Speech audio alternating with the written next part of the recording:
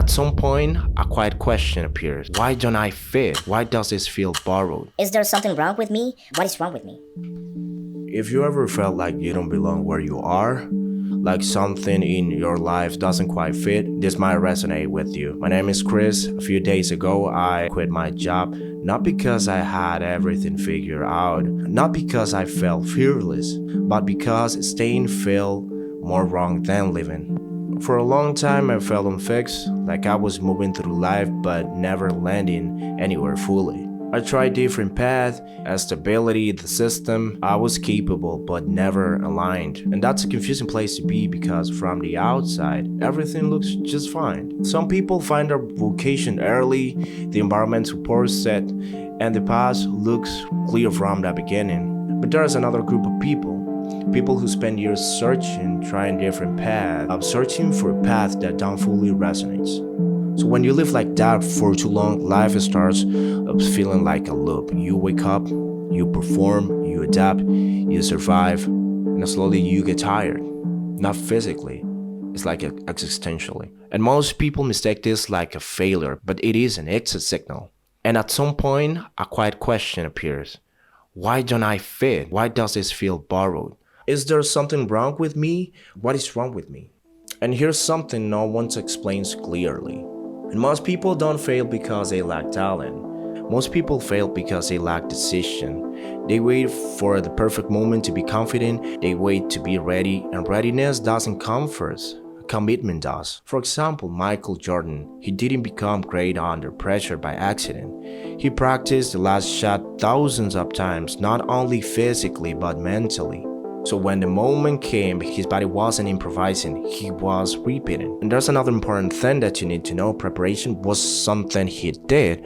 Preparation was something he was. The same thing happened with Brook Lee, Miss Universe 1997. When she was asked how she stayed calm on the biggest stage in the world, her answer was simple. This isn't strange to me, I practice being here every day. And she didn't wait to win to believe. She believed, trained before the world confirmed it. And that's what I understood, something crucial. The system doesn't reward intention, it rewards identity. You don't wait to feel like the person, you become the person, and reality catches up. So now let's talk about fear. Fear often shows up here, so does imposter syndrome. And not because you're incapable, but because you're standing next to something that really matters to you. So fear isn't always a warning, sometimes it's proximity. The mistake most people make is trying to eliminate fear, but fear isn't the enemy, hesitation is. And talking about hesitation, there's a story of a man that took not being hesitant too seriously, Hernán Cortés. When he arrived with his men to conquer new land, he gave one order: burn the boats.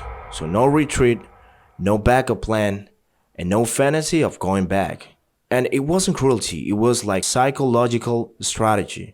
So because retreat disappears, focus sharpens, ingenuity awakens, and survival turns into creation. So that happened when you burn the boats. The vacuum you create starts absorbing what is meant for you. So when you choose with your whole heart, life reorganizes itself around that decision. The path reveals itself only for those already walking. And you don't need the full path, you just need one thing. A decision strong enough to create momentum. So the main keys of this conversation are these ones. Preparation comes after commitment. The skill grows after movement. And confidence arrives after proof, not before. So this video isn't telling you of what to choose, it's reminding you that choosing is unavoidable because time will pass anyway. So the real question is, if your future self were watching your life today, would they thank you or beg you to move?